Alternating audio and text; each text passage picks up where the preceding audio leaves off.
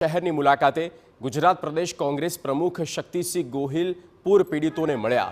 મુકુલ વાસનિક અને અમિત ચાવડાએ પૂર પીડિતો સાથે મુલાકાત કરી વડોદરાનું પૂર માનવ સર્જિત હોવાનો દાવો કર્યો છે।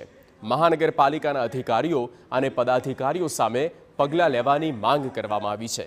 મહાનગરપાલિકાને સુપરસીડ કરવાની કોંગ્રેસની માંગ છે। સરકારે જાહેર કરેલી સહાયને લોલીપોપ ગણાવી છે।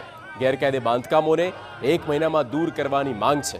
11 મૃતકના પરિવારને 25 લાખની સહાય આપવાની માંગ કરવામાં આવી। નદી કિનારે બાંધકામની મંજૂરી રદ કરવા માટે સૂચન આપવામાં આવ્યા છે। આ સરકાર સર્જિત પૂર હતું, તબાહી હતી। પહેલી આખા વડોદરા વાસીઓની એક જ માંગણી છે કે આ જવાબદારો સામે પગલાં લેવાય। મહાનગરપાલિકાના જે પણ અધિકારીઓ પદાધિકારીઓ છે એની સામે પગલાં લેવા જોઈએ। અને અમે તો માંગણી કરીએ છીએ વડોદરા વાસીઓ તરફથી કે પહેલામાં પહેલી આ મહાનગરपालिका ने सुपरसीड કરવામાં આવે।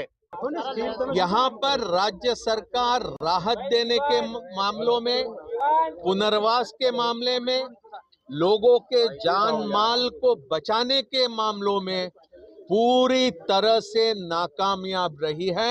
हम सरकार की कड़े से कड़े शब्दों में यहाँ पर निंदा करते हैं। लोगों ने पूर्ति